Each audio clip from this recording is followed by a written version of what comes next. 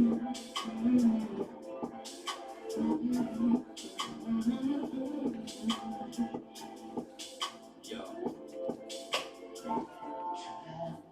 pressure that comes with the block, you could end up inside of a box when you get your knocked by out after getting set up by a thought. Opportunity it doesn't knock. No, that sound right there be the cops. And all of that stress that we talking still beats punching the clock. You think I want to sweep your floor from 8 to 4? Fuck, I want to take your orders for when your favorite star got Audemars that's worth more than mama's car. Type of shit make you want to say fuck the law. When your rent's due, when your piss poor, nigga, we don't even own our own corner stores. So quarter wars, cause a quarter more. We want to be an entrepreneur. We want sign checks. We want work for ourselves. We want own the nets. You're too much of a threat when you're on your own assets. So the only thing they show us is how to be an outlet. So we won't connect. Let's say hi like hola. Listen to Hova. Whip up a rover. Been watching Power. Tommy and Ghost, bruh. So I need some powder. Fish scale and soda for 99 cents. To repent when you gotta pay rent. Making sodas only 99 cents. Make it make sense, no, make it make sense. Making sodas only 99 cents. To repent when you gotta pay rent. Making sodas only 99 cents. Make it make sense, no, make it make sense.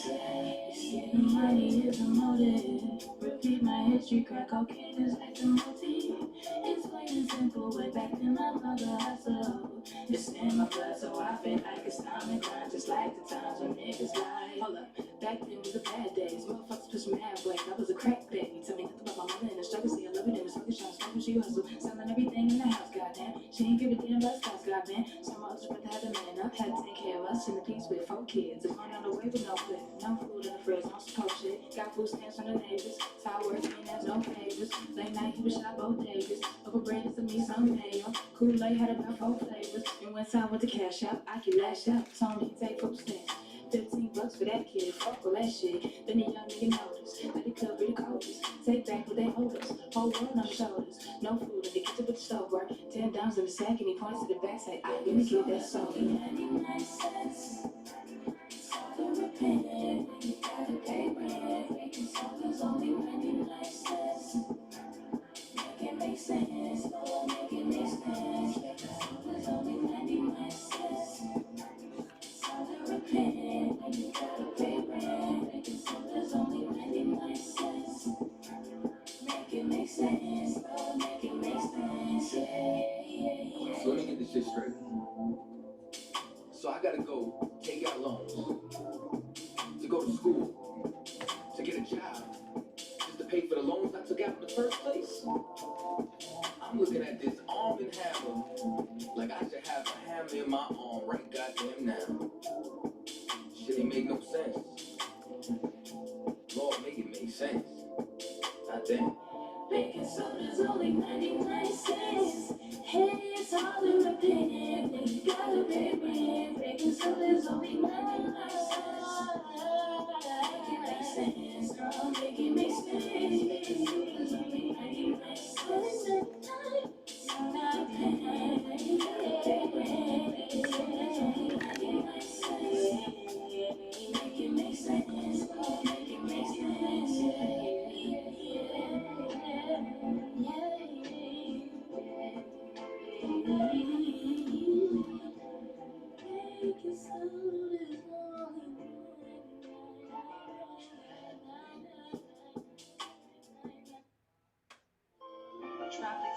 Dear Lord, I hope you hear my prayers.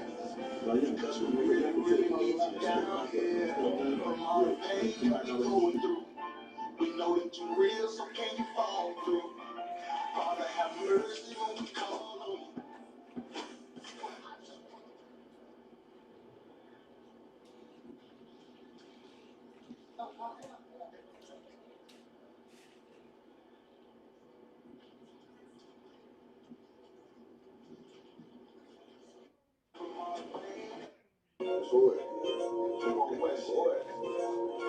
Boy.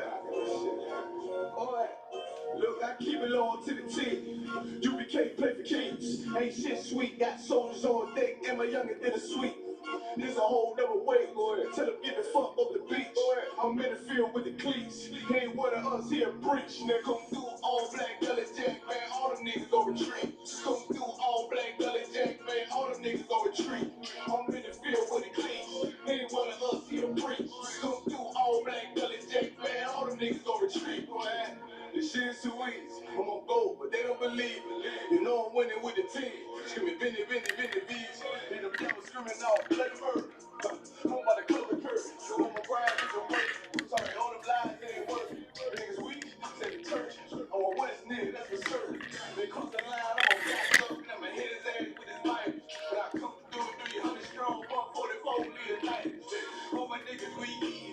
Man, this bitch with the hype. Say, all y'all do the street. Jay, all do the street. The nigga made the wrong move when he make his ass out the league. Ain't one of us in the league. Ain't one of us here break. Come through all black gully jack, man. All them niggas go retreat. I keep it all to the T. UBK play for keeps. Ain't shit sweet. Got soldiers on deck, and my youngin' did a sweep. This a whole nother wave. Tell them get the fuck off the beach. I'm in the field with the cleats. Ain't one of us here breach. Now come through all black gully jack, man. All them niggas go retreat. Come through all black gully jack, man. All them niggas go retreat. I'm in the field with the cleats. Ain't one of us here breach. Come through all black gully jack, man. All them niggas go retreat. You wanted this look that's on my face, bitch. I'm for real with it. I hit the streets, but on my bitch was in the field with it. You soft as cotton, listen after Uncle Phil with it. And then my targets on the move, bitch, I can still hit it. Hey, I speak true cause it's necessary. Color Jack revolutionary. Cold on them like January. Commander General is a visionary. Soul food, no sweets. Your preacher man, he's sweet. Matter of fact, he weak. It's wartime, fuck peace. Think you hard, nigga, you ain't. Fuck with us, nigga, you can't. You smart cars, we pace. We form up in ranks. We body bag this rap shit. All black, no bright shit. Real life, no cap, bitch. Fall on, that's cap shit. I keep it on to the T. UBK play for keeps. Ain't shit sweet. Got soldiers on deck, and my youngest did a sweep. This a whole double wave. Tell them get the fuck off the beach. I'm in the field with the cleats. Ain't one of us here breach. Come through all black gully jack, man. All them niggas go retreat. Come through all black gully jack, man. All them niggas go retreat. I'm in the field with the cleats. Ain't one of us here breach. Come through all black gully jack, man. All them niggas go retreat. Go ahead.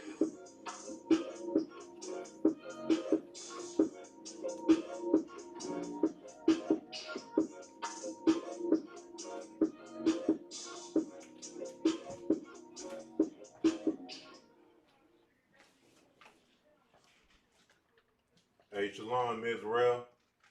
Yahweh Shem Yahshua Baruch to all the brothers, and Yahweh Shemar, them Shem Yahshua to all the sisters. This is the Isupk Lashwan Kadash class here in the city of Chicago under Commander Junior Hanna, and I am priest and officer of 1,000 Quam on the Bach, holding the class on down tonight. You understand? So, as what I always do at the very beginning of every Hebrew language class, I always go off of the Lashwan Kadash chart first. All right. So for anybody who may be new towards the Lashwan Kadash, who may not be quite familiar at all with the language itself, I'm going to explain it to you in depth as far as for exactly what it is.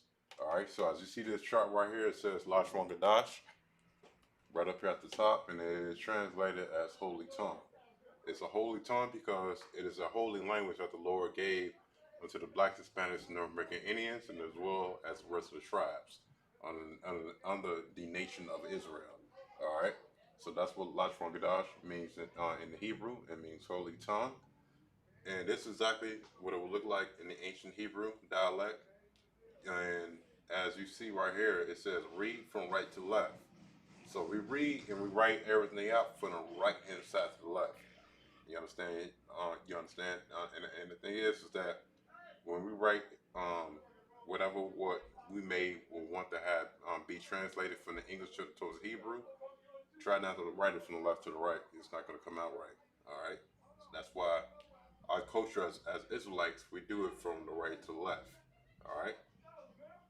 There's 22 letters in the Hebrew alphabet, and all for both the ancient and the Assyrian are going to pronounce each and every letter singularly by themselves, so that way you can better know exactly how these letters pronounce.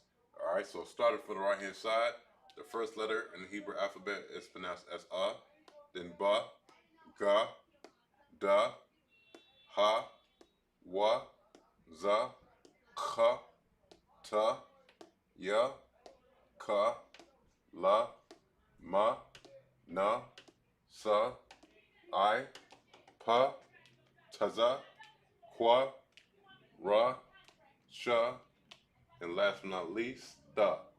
Alright, so the pronunciation for the ancient Hebrew is the exact same for the Assyrian. Alright, now you have 5 additional letters for the Assyrian Hebrew to where if you happen to have that particular letter at the end, then this is what you will put at the end of that word. Alright, so it's just that simple. Alright, when it comes down towards the Hebrew, as I'm breaking on down in tonight's class, it's real simple. It's just that we all need the understanding of how the Hebrew language actually works. All right, so give me a moment as I readjust the camera here.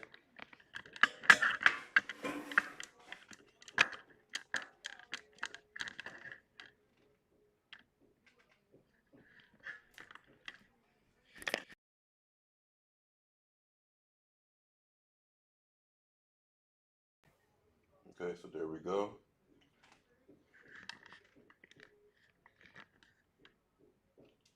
All right, so now as far as on today's class, what I will be going over is practically just the basics of Hebrew. I'm just going to be laying down the basic foundations of Hebrew itself. Bear with me as I gather my information right now.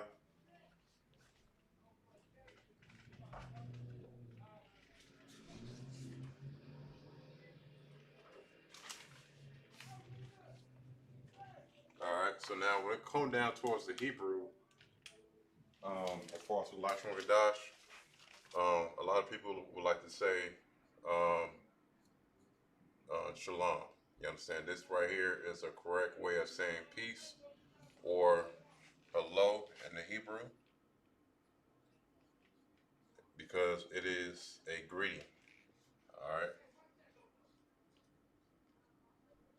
You know, it's basically you just saying peace or hello. In the Lashon Gadash, peace or hello is you saying shalom. But now when it comes towards other different pronunciations of this particular word, to where you would have the O, or you would have the what is it that they say? Sha wa lam with the wa. That's actually a vowel. There's only a small amount of vowels in the Hebrew language, and some letters from the Lashon Gadash chart itself would act as a vowel.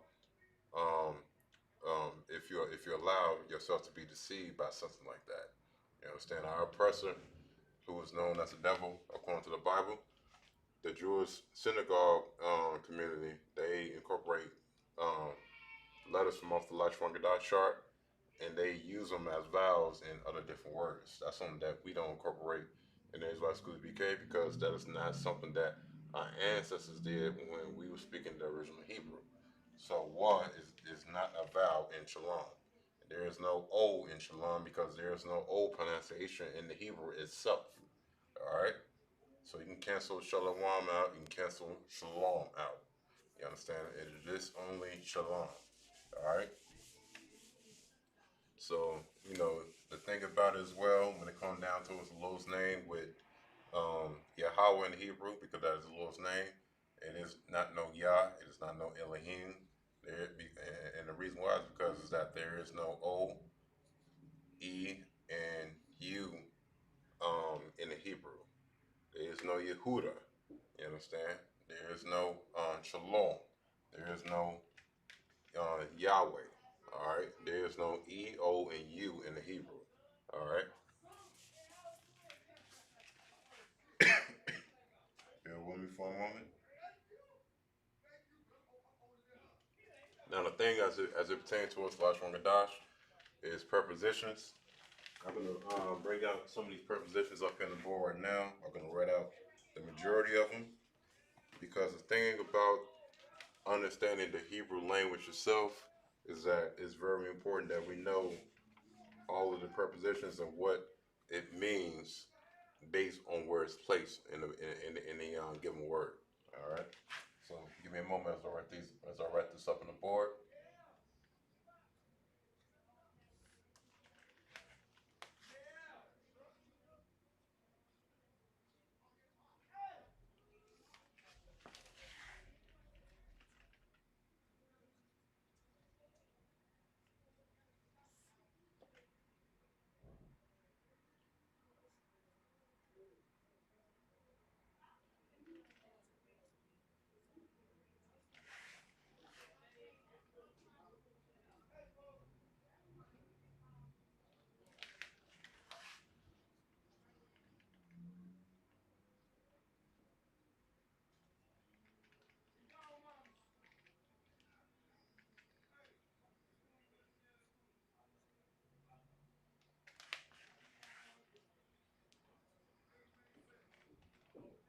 All right. So these preposition right here is basically just acting as letters that have a given meaning when it's placed either at the very ending or at the very beginning of a word.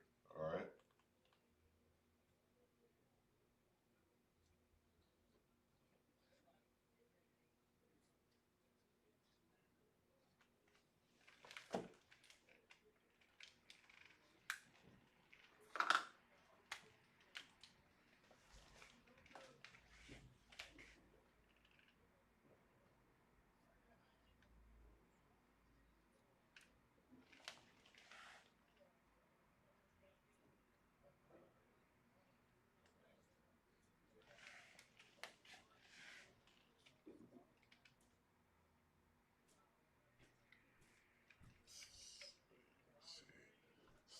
Slovakia, as far as the ka, that there is actually your mistake.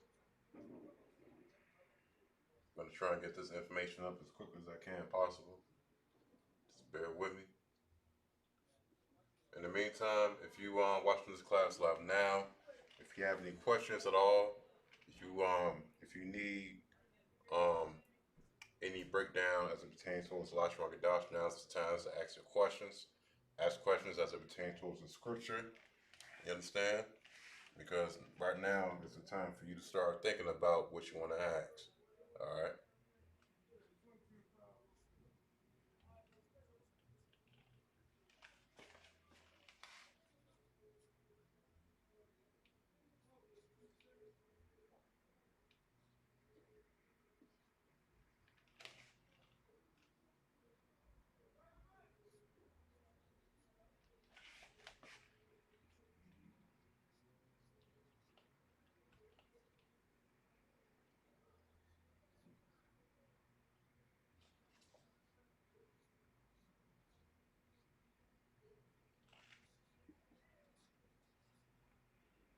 And after I finish writing all these prepositions up on the board, I'm gonna go over them.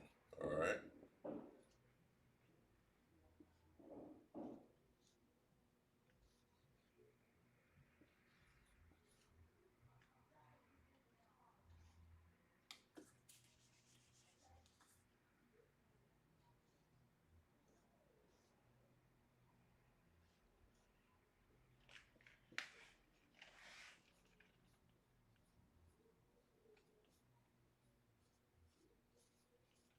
Okay. So let me see.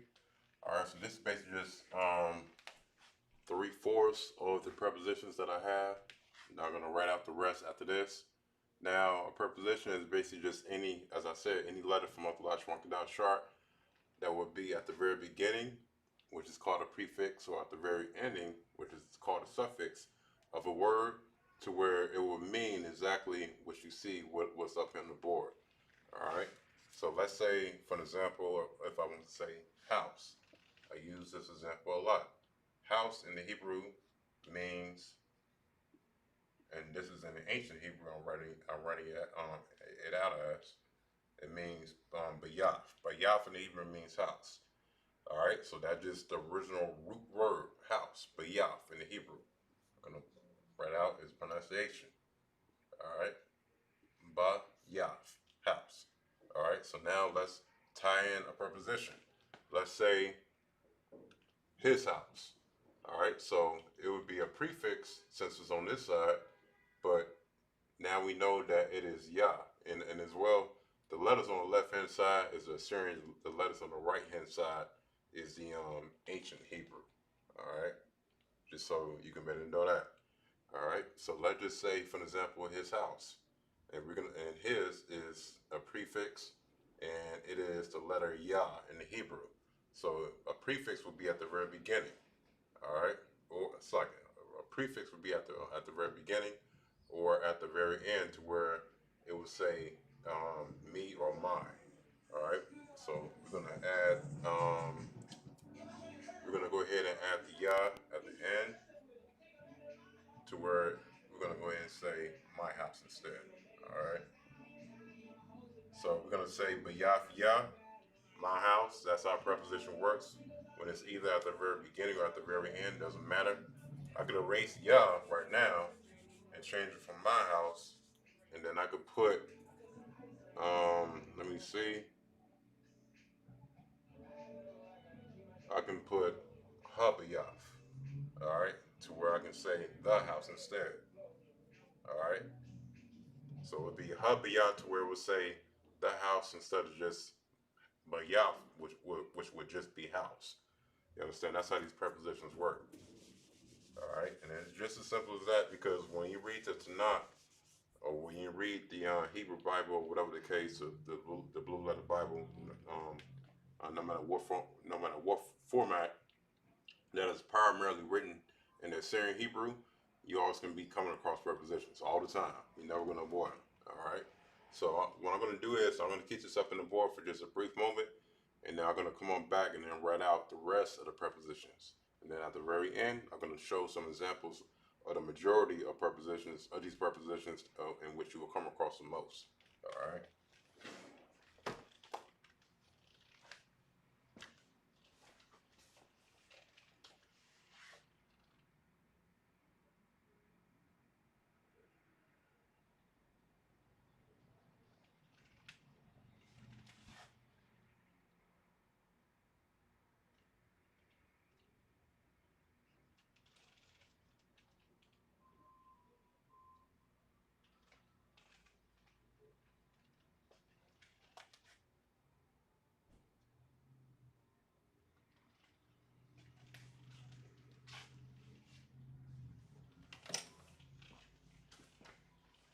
All right. So now what I'm about to do is that, even though I had these prepositions up in the board, I'm about to go ahead and write out the rest of the prepositions up now.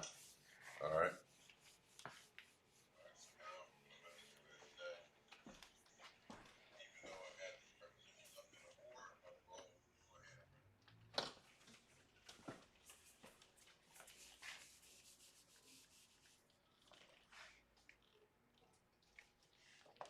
All right. So now the ones that is coming up now, it is going to be, see,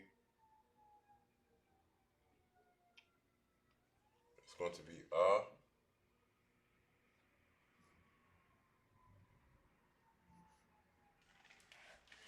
and as a preposition that will be acting as a prefix will mean I or I am.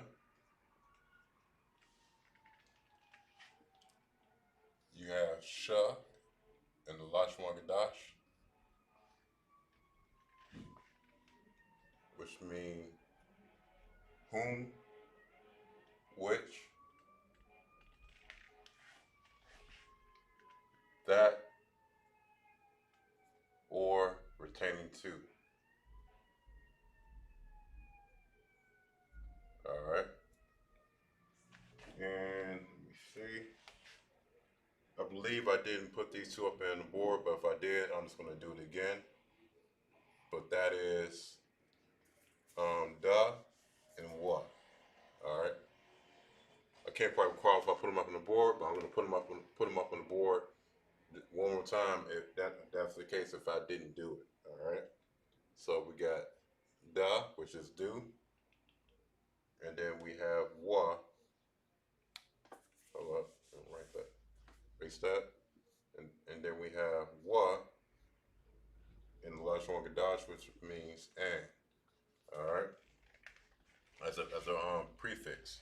As a suffix, it would mean he, his, and then him. Okay. So these right here is the last of the prepositions that's up in the board. I'm gonna leave this up here for just for about a minute, and then I'm gonna come on back and then show y'all some examples of how these prepositions actually will play its role in the scriptures. All right.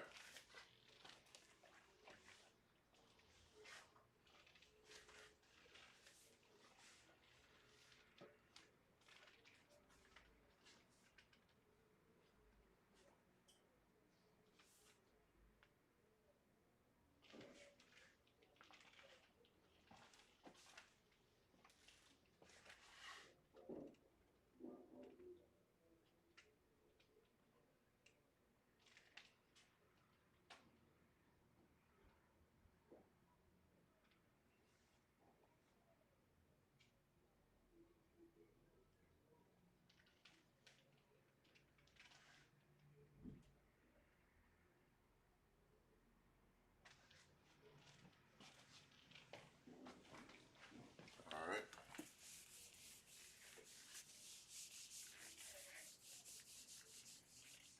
All right. So now it's time to deal with this right now. All right. So we're gonna go ahead and deal with af. I mean not af, but atha. This is gonna be the This is going to be both in the ancient and the Assyrian.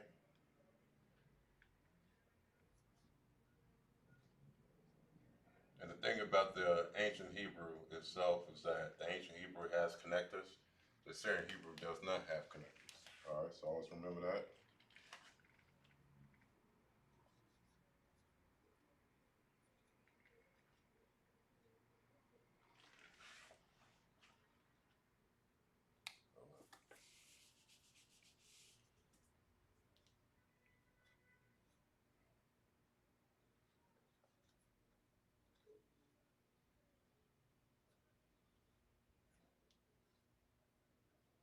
Okay, so a the deals with direct objects, and a the and how it's pronounced is pronounced like this.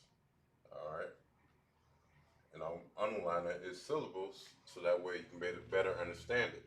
All right, so be pronounced as a the. All right.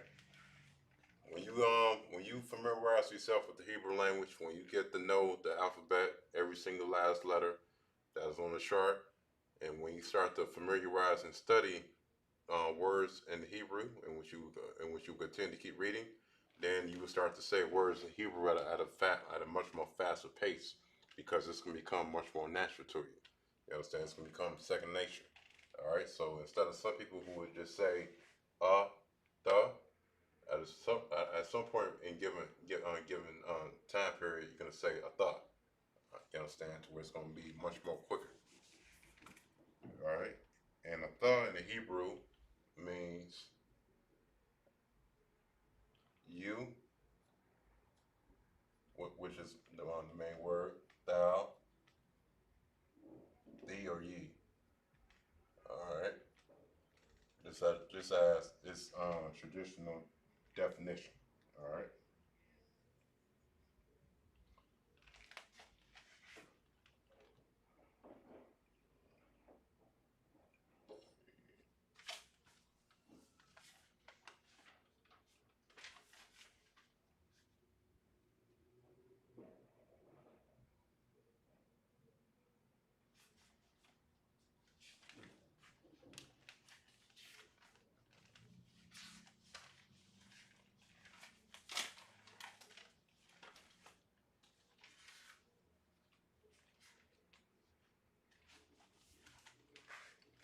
All right.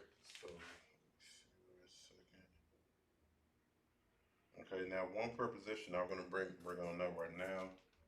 This is actually the most important one, which is wa.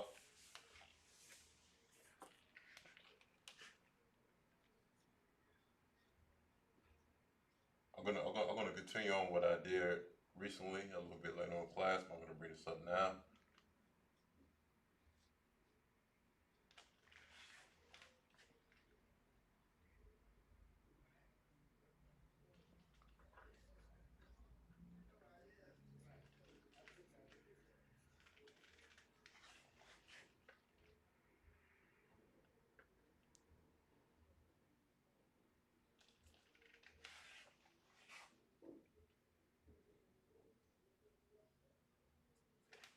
So the preposition wa being possessive and adjective because as I write this up in the board, when wa is attached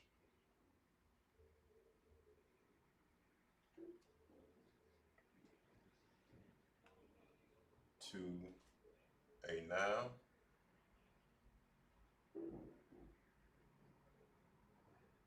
it's possessive. All right.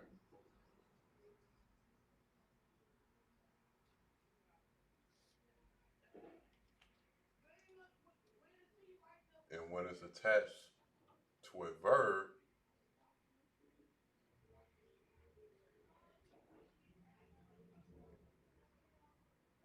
adjective. All right.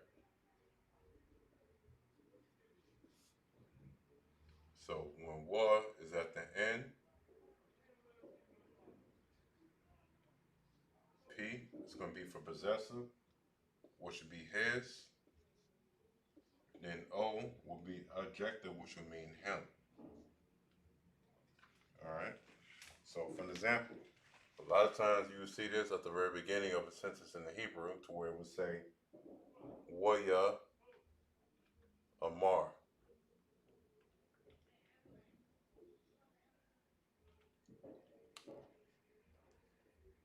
All right. You see that a lot at the very beginning of a lot of scriptures.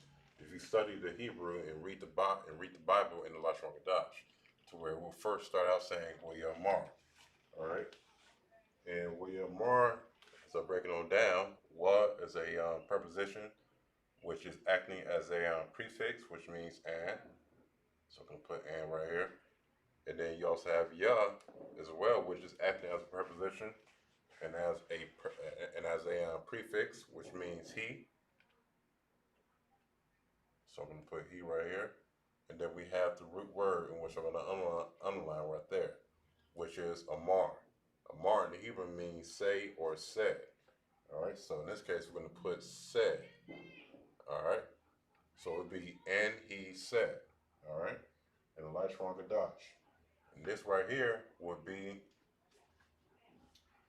let's see, it would neither be possessive nor adjective, but it would just be its original format as its qual. I mean, not as its qual stem, but just as its verb.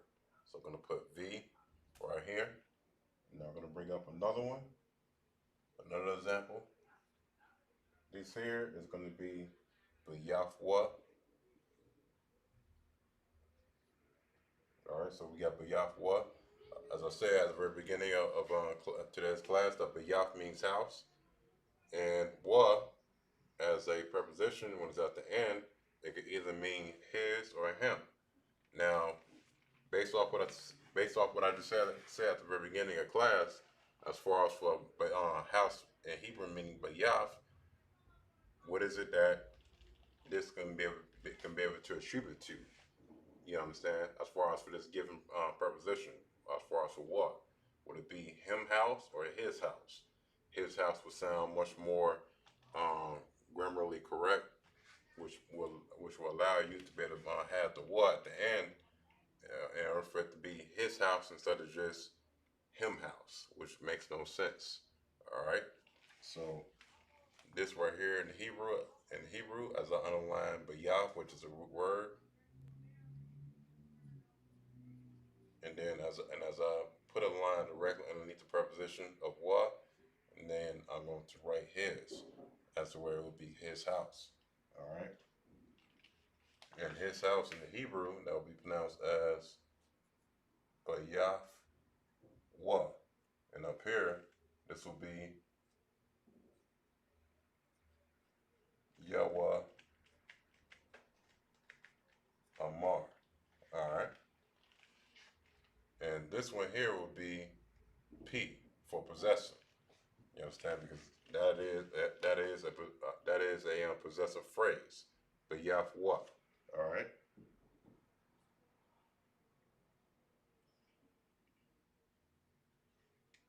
All right. And I'm going to bring up another one. I'm going to say Waya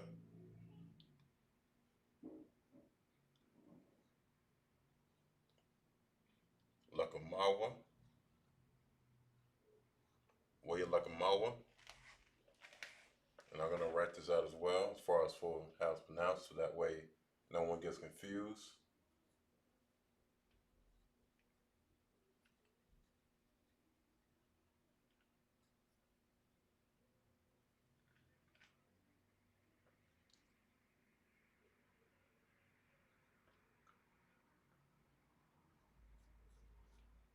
All right, so we have Waya La Kum Wa.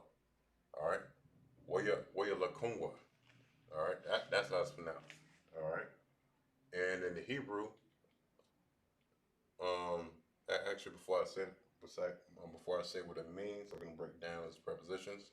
Was and then we also have. I'm not gonna put yeah as far as for he because we have wa at the end. All right. Now the thing is that the wa at the end is what's gonna make it plural. All right. In this case, compared towards what we have up here, as far as for yeah for he, because there is no wa at the end of wa ya mar. It's just wa ya mar, not wa ya mar wa. All right. It's different here because we have a wa at the end. All right, which we need to focus our eyes on. All right. So as far as this word right here in front of us, wa ya lakungwa, we're gonna break them down. This preposition here, wa, is acting as a preposition or as a prefix because it's at the very beginning of the word. And that's also another thing. Words in the Hebrew, the words on the right hand side are the words. I mean, are the letters that are at the very beginning. The letters at the very end are the letters that are on the left hand side. All right. So for wa in the Hebrew means and as a preposition, and now we have yeah. Let me see. Ya lakamwa up now.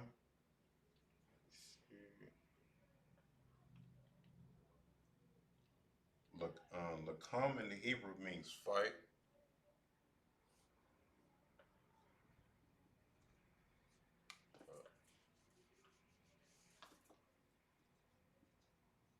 And then the wa at the end, that will be they. All right. So it'll be and they fight. And that is what is translated in the Lashon Dodge for Waya Lakumwa. All right. And this right here is actually, this here is adjective. You understand? Because you have to have an adjective towards to fight somebody. And will make the proper sense. All right. We already have our possessive example here as far as for a noun. A noun is something that you can possess. It's a person, place, a thing. You can't possess a car. You can't possess a house. You can't possess a husband. You can't possess a wife. You can't possess kids. Those are nouns. You can't possess a desk. You can't possess a car. You understand? Those are all nouns. But when it comes down to us an adjective, that would be verbs like running or hiking or camping. You understand? To where it would say, and they camp or and they fight or fought with the root word directly in the middle, aided by prepositions that would be at the very beginning in this case or at the very end in this matter. All right. So and then some examples you would just see um, its original qual stem. I'm gonna just put Q right here for qual stem. I may just go into qual stem a little bit later on in the class. It just basically it's the original format. And what you see here, which is Warrior Mar. You understand? It's neither possessive nor adjective at all. All right. So that's basically just that as far as for the preposition wa. I'm gonna provide some more examples of different prepositions of now. A little bit later on. But right now, I'm just gonna allow y'all to collect this information on down before I bring up what I have up now. What I have up next. All right.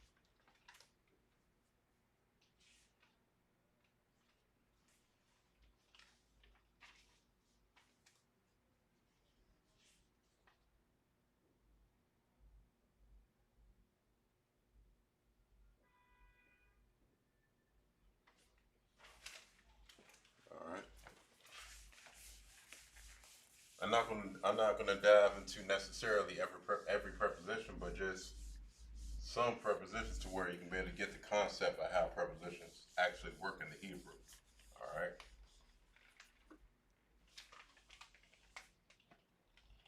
So now the next one is going to be,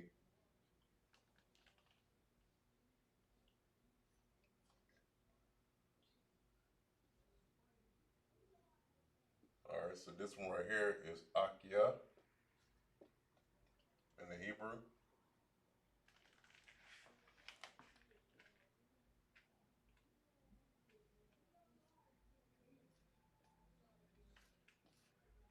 Hold on, let me erase that.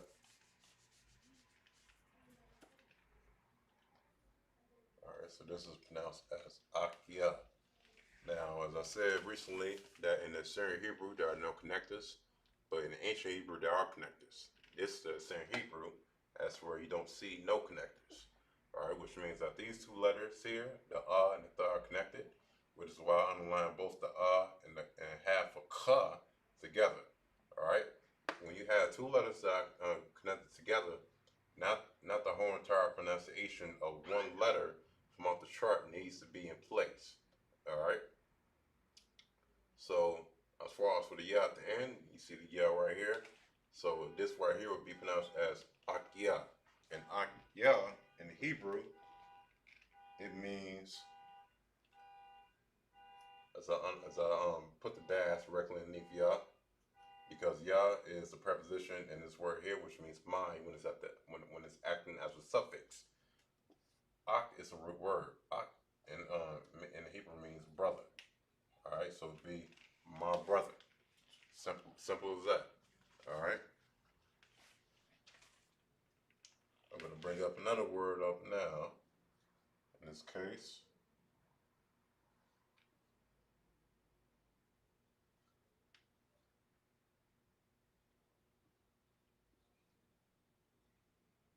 all right. So now we have maha ayar in the Hebrew. Maha ayar.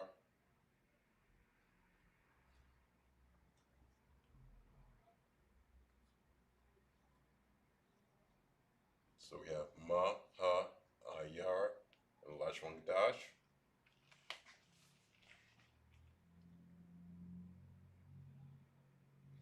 And ma here would be the preposition, which would be acting as the prefix as opposed to a suffix in this example here, which means from. And then, let's see, and then we also have another preposition here, which is ha, which is acting as the in this word. So we have two prepositions.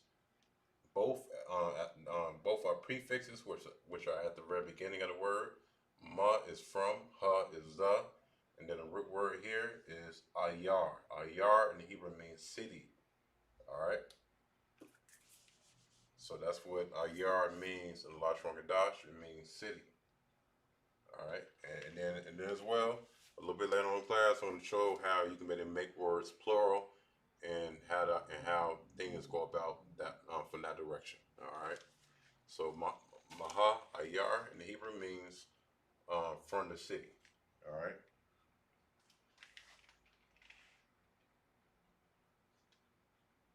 Let's see. And then as well, I'm also going to provide another example as well from our previous one. We're using preposition wa.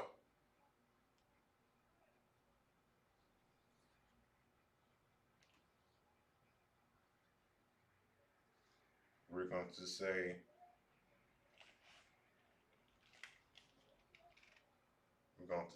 par wa in this case.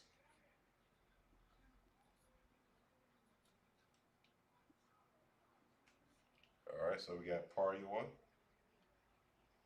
and par wa is a root word, which means fruit. And then by being at the end of it, we already know what wa is as a preposition. When it's a suffix, it means three different things. It means he, him, a second. It means he, him, and his. So what would sound better? He fruit, him fruit, or his fruit?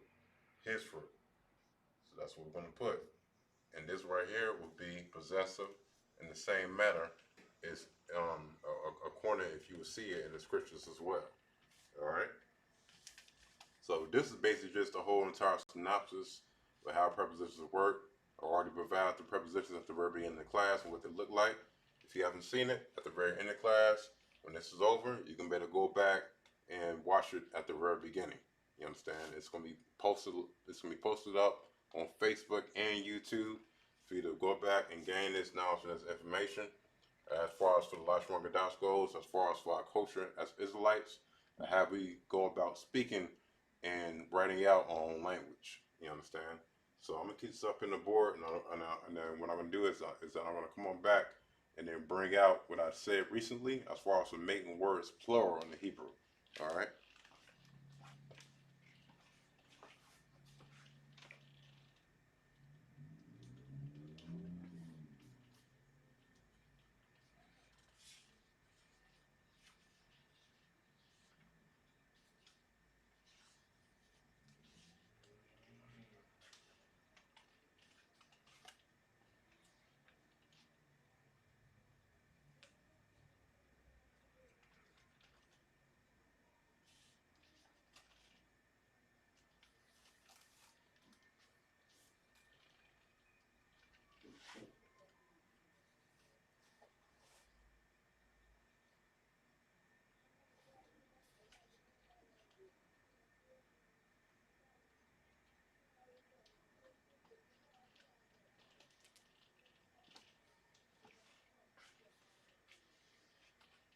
All right. So I'm gonna go ahead and raise this one off the board now. And now what we're about to do up now is write out these words in the Hebrew, both nouns and verbs, and make them plural. This we're about to go into right now. All right.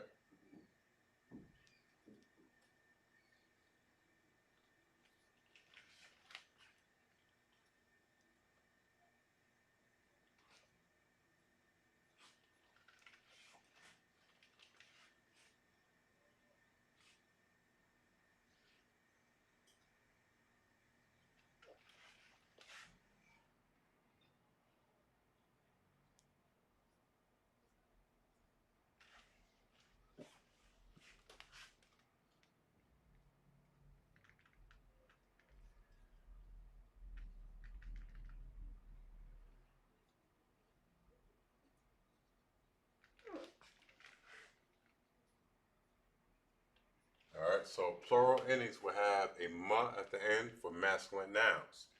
I'm about to show y'all something right now. All right. All right. So we have our singular nouns on this side, and then on the right hand side, we're gonna have our plural nouns. It's that simple. All right. So as far as for our singular nouns, we're gonna say horse in the Hebrew, and horse in the Hebrew will be pronounced as sawas. All right. I'm gonna write it out right here as well. It will be pronounced as sawas. Sawas in the Hebrew means horse. All right. So we have our singular form on this case.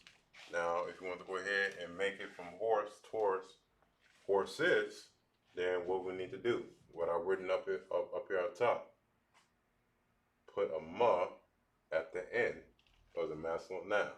All right.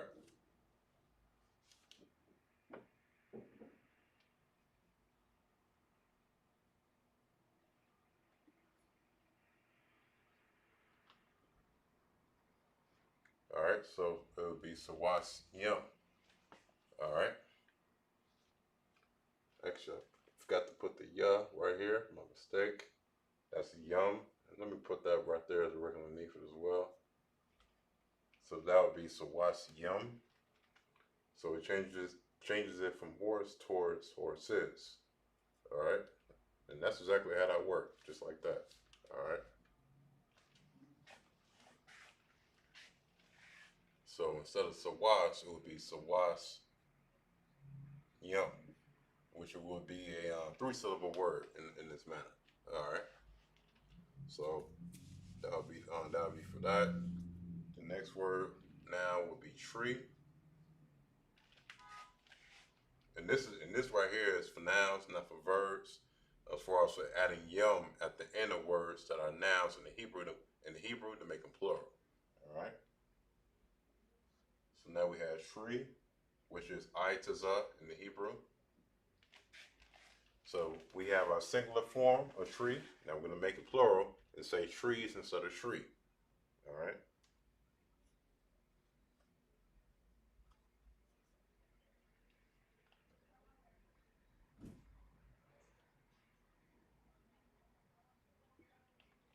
And it's just that simple. Aitaza yum. If you want words to be plural in the Hebrew, and you know if it's a noun, you know if it's a noun, for example, such as a car or apple or whatever the case, you just add the yum at the end. All right, and then that word is now plural in the Hebrew. All right. For example, we're going to say man, Lashon Gadash, which is pronounced as a yash in the Lashon Gadash for man. And let's say if we want to say men, which is plural, you're still going to bring in the and then you're going to come in with the na. Actually, let me rewrite that na, make it a little bit better. And then the sha, and then the yum at the end. All right, so it'll be pronounced as anashyam. All right, anashyam, which means men in the Hebrew, because anytime when you read the scripture in Lashon Gadash, anytime we see that yum at the end, that's how you know that when you look at it back in English, that word is plural. All right, and right before you get to the yum, whatever what comes before the yum, that will be the root word, the majority of the time. All right. So, for example, um, anash right here, that would basically would just be man, but yum by being at the end, it would be um, men. It would make it plural. All right. And two as well, as it pertains towards Lashon Gadash, there will be some things that will throw you on, that will throw you off. For example, as how you see how I've written Ayash, which is man, but over here you see how I underlined the word, which is Anash, which also means a man as well. Sometimes you will see it in the scriptures when you read it, and when you read it in this Hebrew dialect, when you read it in the Tanakh, when you read it in the Blue Letter Bible, there are some words where it would be written out differently in this Hebrew dialect, just like this, not like, for example,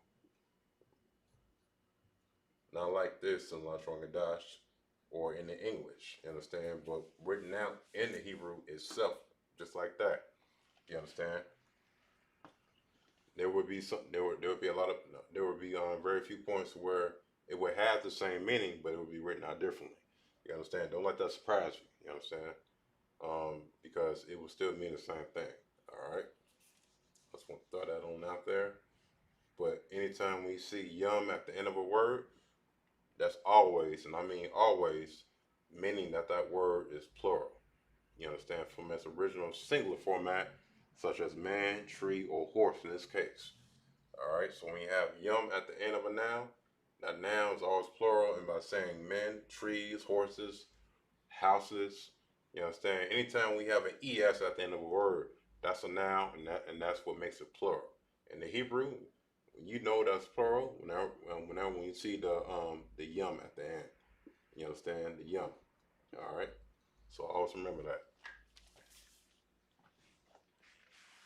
All right. So now the next word now is going to be day in the Lashon Gadash, and day in the Hebrew is Yawam. All right. Now, if you want to say days in the Lashwan Gadash,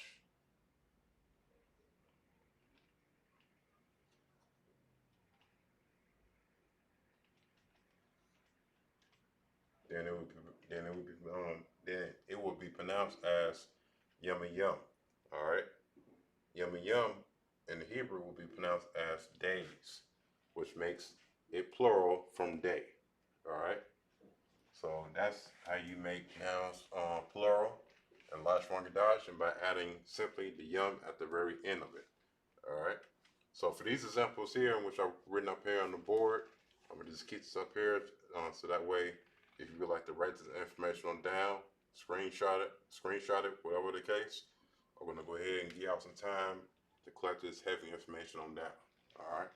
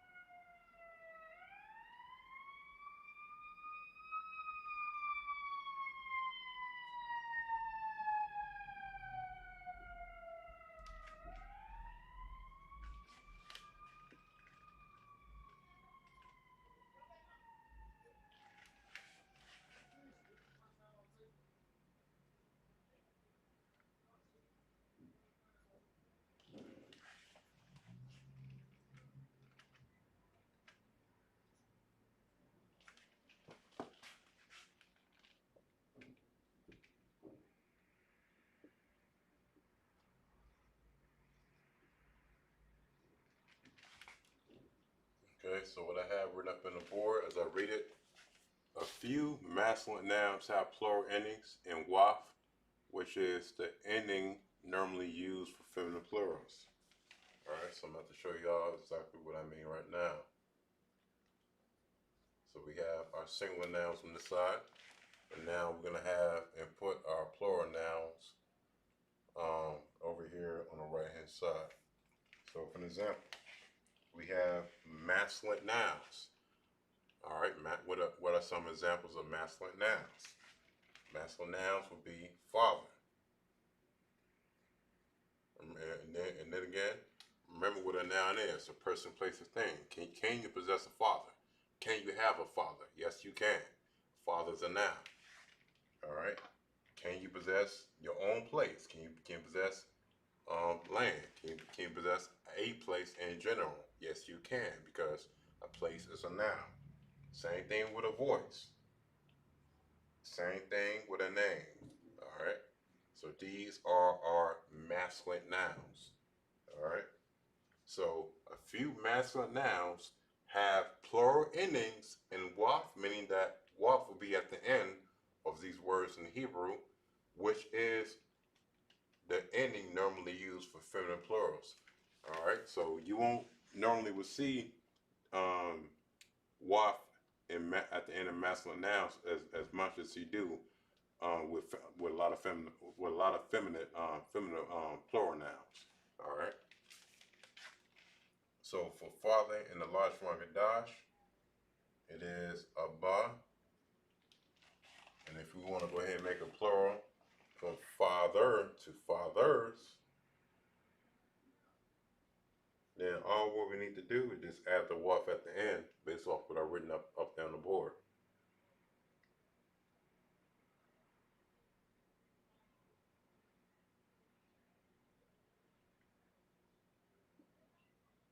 All right, so it'll be pronounced as abawaf. Same thing with place. All right, place in the large form dash, it is pronounced as makawam, not makwa yum, but makwa wam. All right. So now once it's changed from place to places, as I write places over here on the right hand side, and this here is going to be a very long word, so bear with me.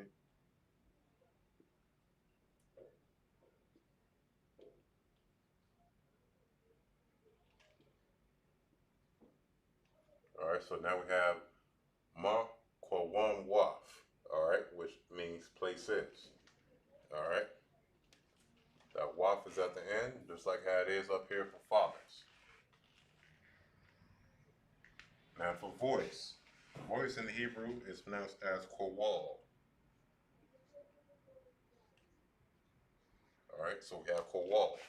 Now let's say, for example, for voices, then it would be kowal waf. All right.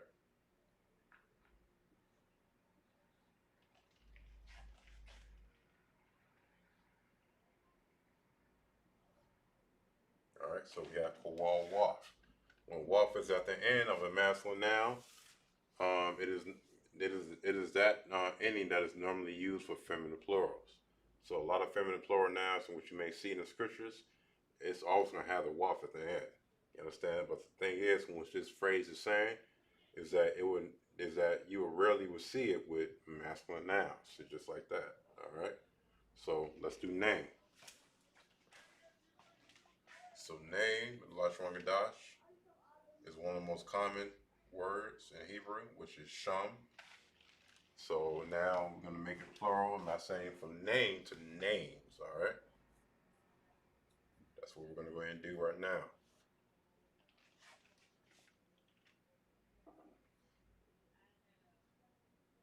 All right, so instead of sham, it will be pronounced as shamawaf. All right? Shamawaf, which would be names. All right? So this is actually another way in which you would see um, nouns made plural in the Hebrew, but mainly more specifically for masculine nouns that would have feminine plural endings. You understand? So this is something that is always very important to know and to take note to. I'm gonna keep this up in the board, and then I'm gonna come on back and then show some examples of how you see verbs as far as it being plural in the Lashon Gadash. All right.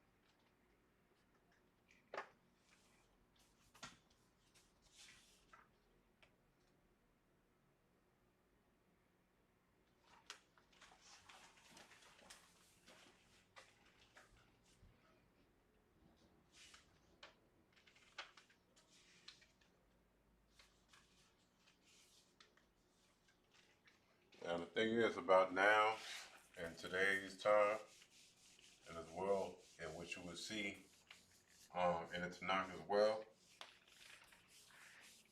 is that the way in which not nouns, but verbs are made plural is this.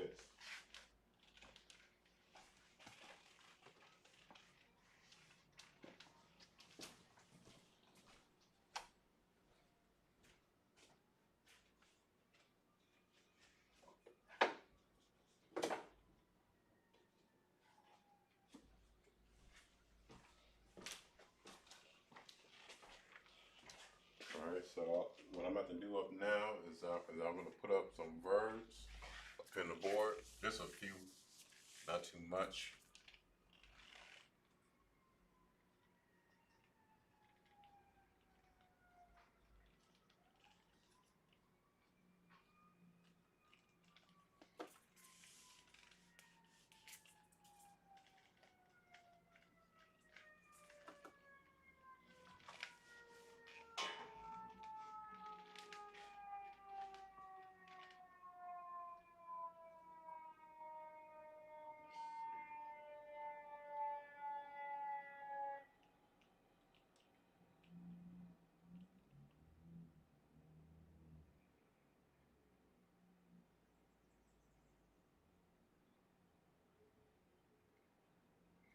Alright, so I'm just going to say, for this particular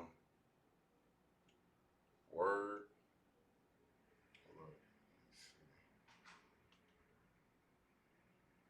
I'm just going to use this right here for an example. Morning. Alright, so as far as morning in the Hebrew is let's see.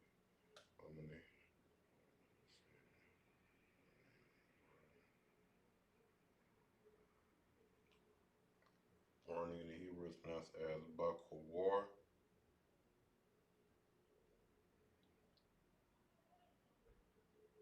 Or bakor. Alright, so morning in the Hebrew is pronounced as bakor. Now for verbs, if you just want to go ahead and make them plural, you just add a wa in between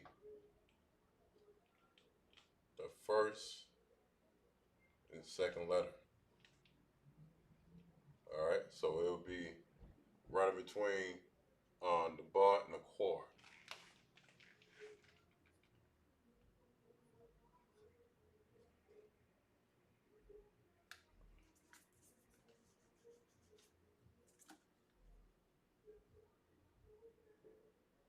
Alright, so this is bakor in the Hebrew. We're just going to add the wa between the ba and the core. Alright, so instead of bakor, it will be known as bawakor. Alright, so it's going to be known as bawakor, which makes it with the ing. If you have ever come across a word with the ing, that word alone itself is always going to be a noun.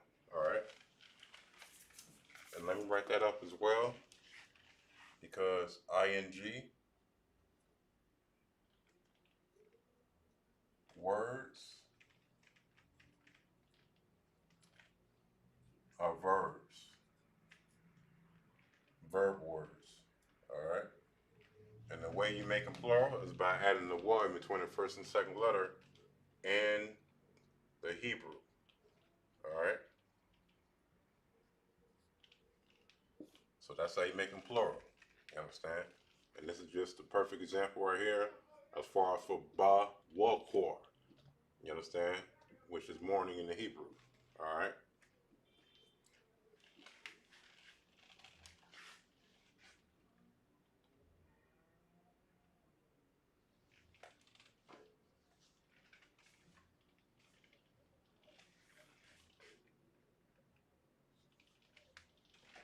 All right. So now, in a lot of different cases, when it comes down towards Lach Dash, is that a lot of words can better have endings that can make the whole entire word feminine or vice versa.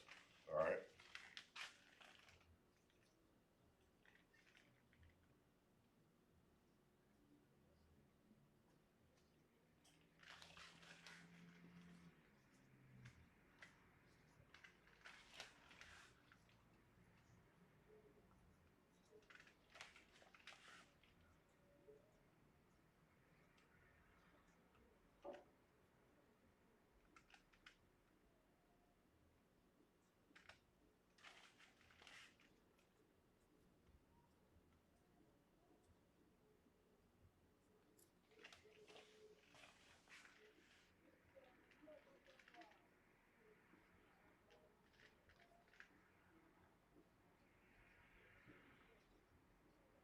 All right. So masculine nouns can be made feminine by adding "huh" at the end. All right. So let's say, for example, Prince in Lashwangadash. Prince in the Hebrew is pronounced as Shar. All right. And then we also have youth,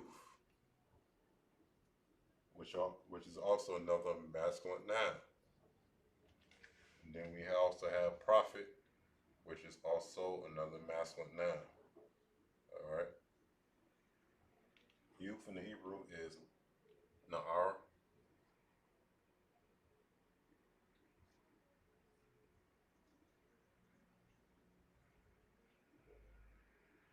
And prophet in Lashwangadash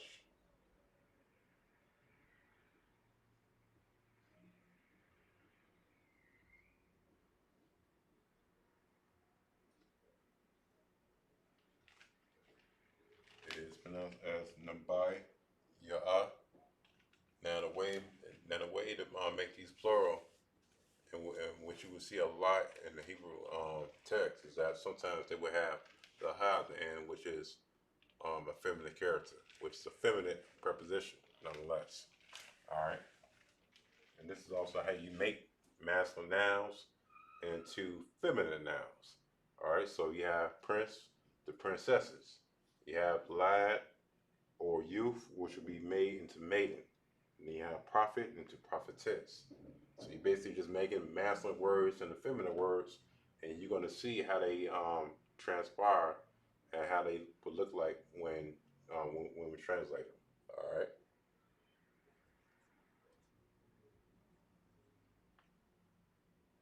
All right. So the first one here is princess. Shar in the Hebrew is prince, and for princess, it would be Sharha.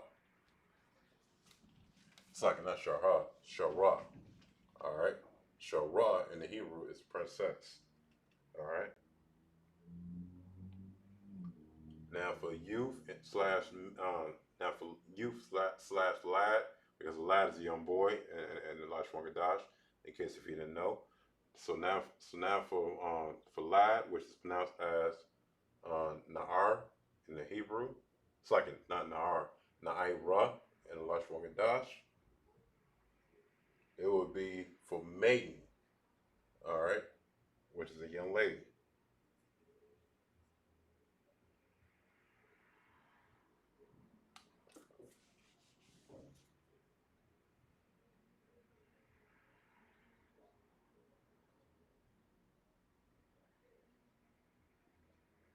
All right, so now we had Na'ira with the ha at the end, which is put more emphasis at the end of this word. All right, so now we have Na'ira, which means mate, which is a feminine word. Now we're gonna go ahead and move on over towards prophet. Prophet in Hebrew is known as Naba'ayah. All right, so now we're gonna change from prophet to prophetess of now.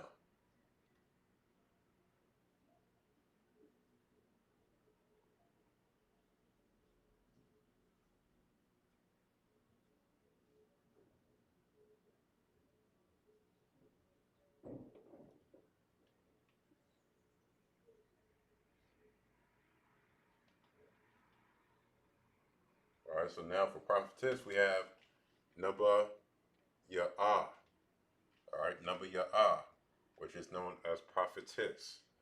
Always notice that you have the H at the end. A lot of words that you will come across in Lashon Hadash that has the H at the end of the word. That word is always feminine, 90% of the time. You understand? But you do have some much more shorter and smaller words where when a H is at the end of when a H is at the end of that word, that just is original root word itself. You understand? Based off whatever what that word may mean. It could be masculine, but it could have the H at the end, but that doesn't makes it feminine. You understand? But for much more bigger words in this case, and what you see here, it's always going to be feminine because the hub would be at the end of that particular word because it would be a um, a suffix. It would be a preposition. All right. So I'm gonna keep this up in the board because this is actually how you make masculine nouns, which we have here on the right on the left hand side, and how you can better change them and how you can better see it actually in the Bible in the Tanakh, how they will be made feminine and by adding the ha at the end. All right, so this is something that's good to know. I'm gonna keep this up in the board, and then I'm gonna come back with some more information. All right. In the meantime, if there's any questions, comments, concerns as it pertains towards the Lashon Hadash, now's the time to ask y'all questions, so that way I can better get to them. Okay.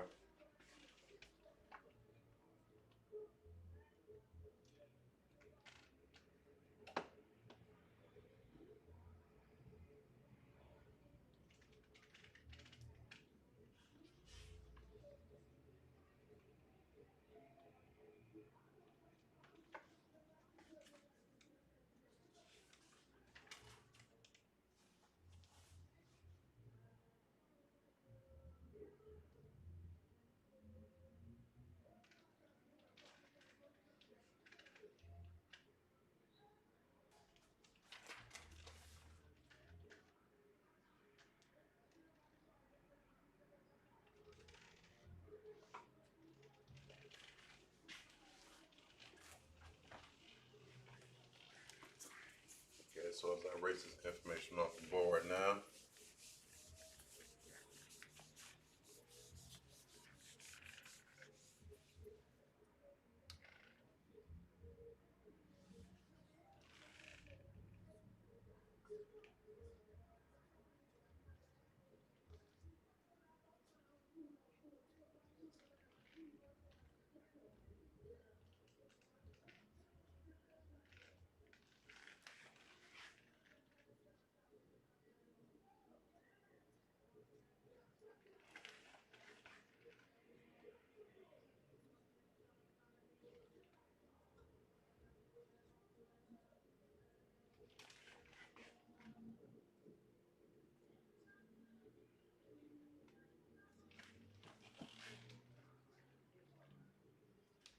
In the Hebrew,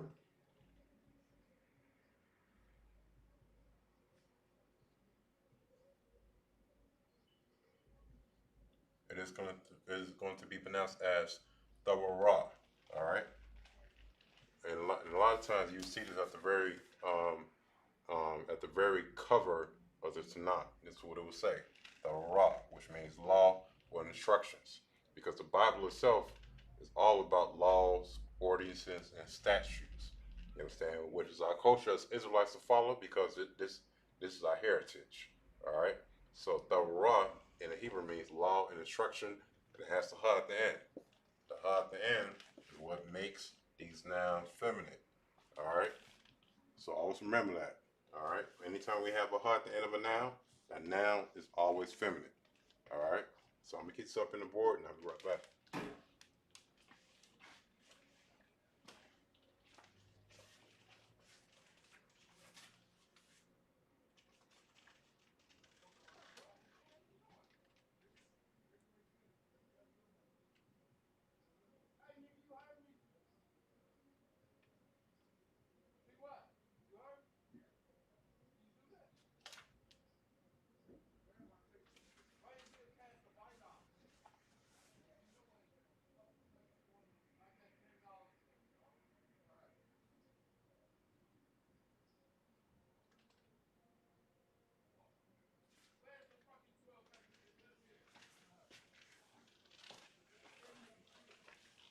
So now what I'm about to do is that I'm about to show a very decisive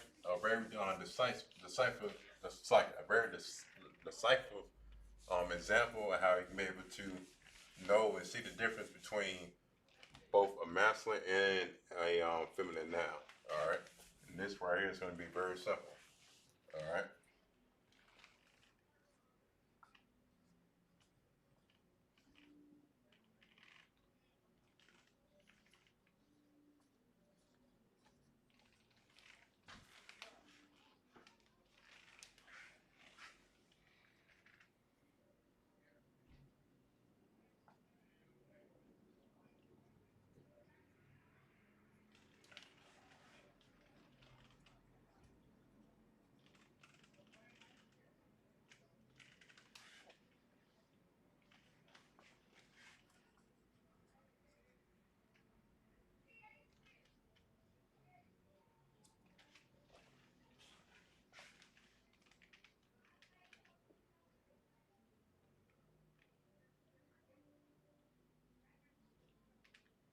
All right. So nouns, gender Hebrew nouns, are either masculine or feminine.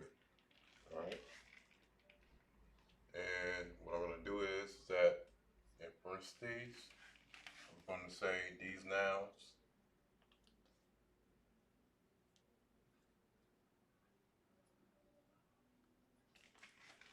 are mostly feminine. All right.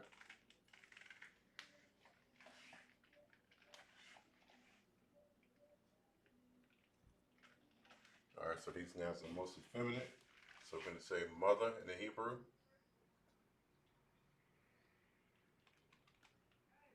We're going to see if it's a feminine noun. All right, because we know mother in the Lashwan Gadash is pronounced as a ma. All right, a ma. Is that a feminine word?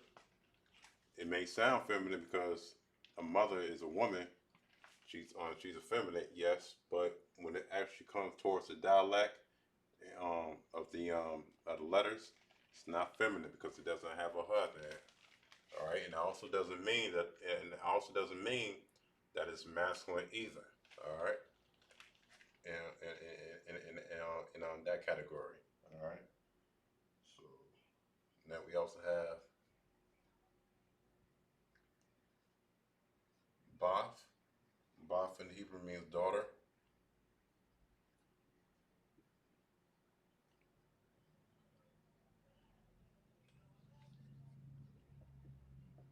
It doesn't have a h at the end, but nonetheless, it is still a feminine noun, but it doesn't have the h at the end. All right. It's a feminine noun, but it's not feminine towards a degree that it has the h at the end, which makes the word feminine. All right. If what I'm bringing out makes sounds at all confusing, let me know and I will explain. All right. So now we have woman in Lashon Gadash, which is pronounced as a shah. All right. So a shah in Hebrew is woman, and this here is feminine. All right. I'm gonna put F. And for what a lot of sisters in the world like to call themselves, as far as the queen,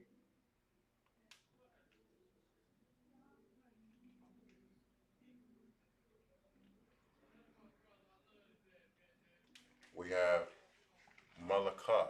And this here is feminine as a noun itself. And now we have Mare. Mare would be like a meeting, a young lady.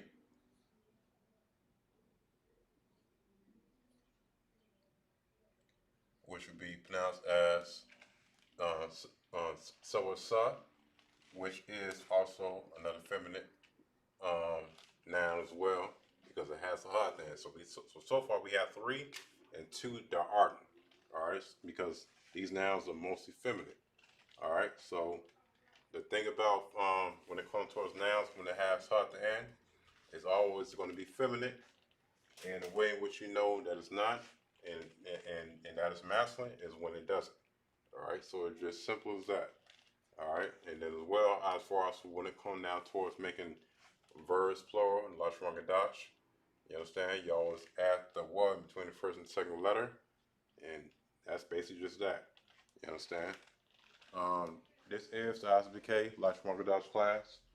And as well, we also have the Midwest Fire Weekend coming up July 22nd to the 24th. Make sure you support our ISBK Midwest GoFundMe page online, and as well as keeping yourself up to date with this particular event that's coming up this summer. You understand? This is something that you definitely don't want to miss, as far as for Black and Brown coming together in the Midwest in Chicago under the Convention in Hana. You understand? That's my time, Israel Shalom.